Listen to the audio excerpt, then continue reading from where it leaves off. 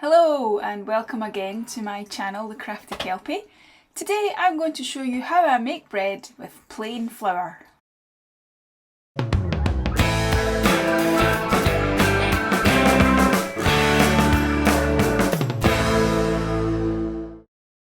To enable plain flour to make a delicious, well-risen loaf, you'll need to add vital wheat gluten. This provides the bread with the extra gluten that it needs to create a structure.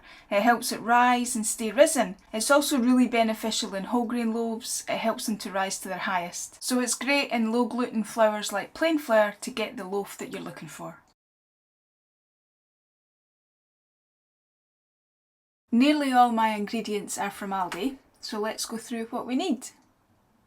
Plain flour, ordinary salt, yeast, normal granulated sugar, any vegetable oil, a jug for water, a bowl and a sieve, some measuring spoons, a whisk, a brush, a big spoon, bench or a bowl scraper, scales, a bread tin, a cooling rack, a mixer with a dough hook,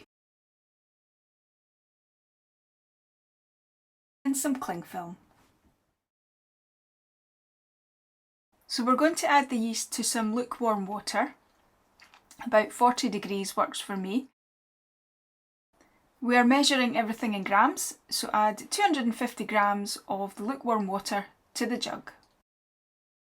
Add half a teaspoon of ordinary granulated sugar to this and stir well. Then add your yeast and stir well again, and then put the jug to the side in a warm area of the kitchen with a tea towel over it if it's a bit drafty. Now we've got the perfect amount of time to measure out the dry ingredients. Add 410 grams of flour to our bowl. We need 1 teaspoon of salt sprinkled over the flour, 20 grams of the all-important vital wheat gluten powder, and give everything a really good stir. Finally, sieve all your dry ingredients into the mixing bowl.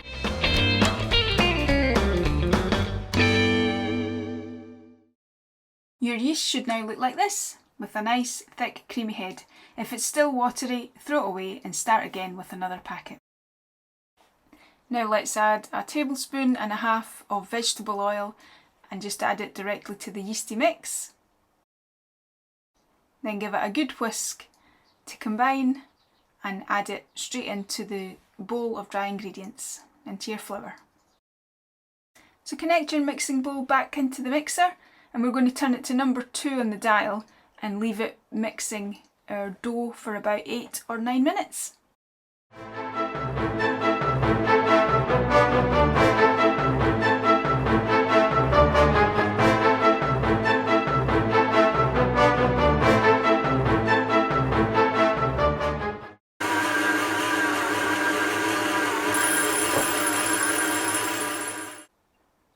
So take your dough out the machine and use the bench scraper to get it all off the hook. And start to knead it. I'm not an expert in bread making. I've only been making it for about 5 months now, but this technique works well for me. It's quite simple. This is the underneath view of what I'm doing. I pull the dough away with my left hand and then fold it back, trapping air inside, and I use my right hand to rotate the dough round a bit, and then I repeat the pulling out and folding under. And I can feel the dough change from super soft when it came out the mixer to a slightly firmer texture, and then I know it's ready to go in the proving bowl.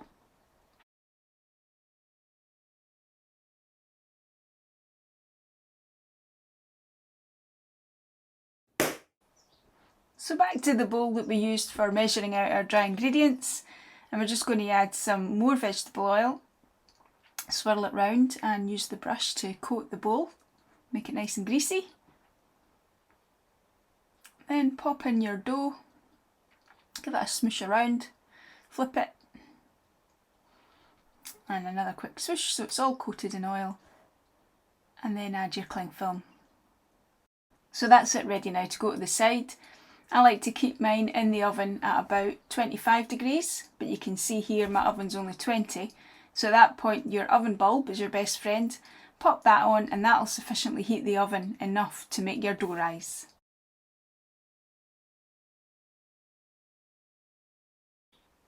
So here is the result after 2 hours. It's almost at the cling film.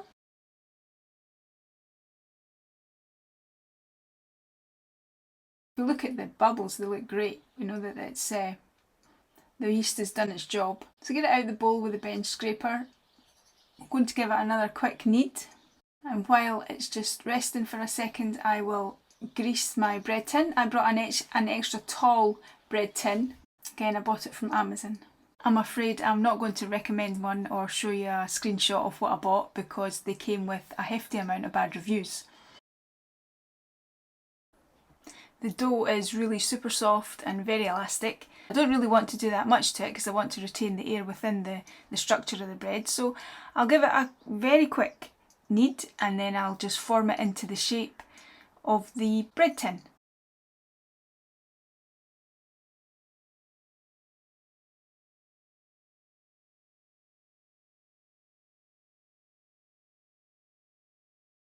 Give it a squeeze down, make sure the dough goes into the corners, pop it back in the oven, check the temperature. Again, 25 degrees is the best.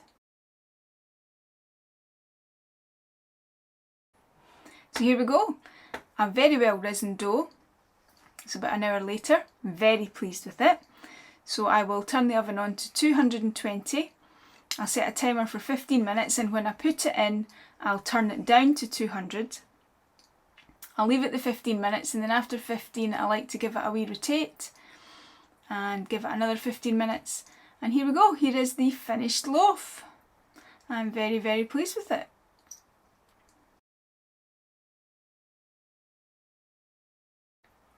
Can't complain about that. Before we cut the loaf open, it has to be completely cold. It's part of the baking process. I cannot cut bread to save myself. It just turns out a squashed mess.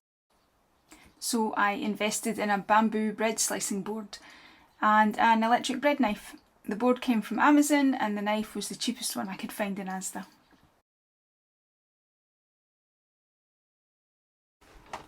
So just put the bread in the bamboo board and decide if you're going to have thick slices or thin slices and just cut your first slice.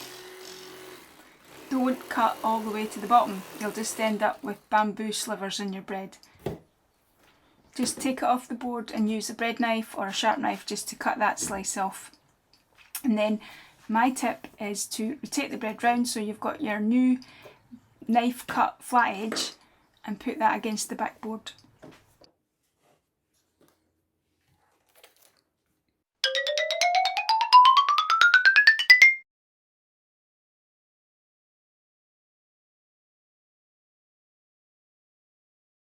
Thank you again for watching my video today on how to make a loaf of bread with plain flour. If you'd be interested to see what else I could do, please like and subscribe to my channel and have a look at my other videos. Thanks again. Bye!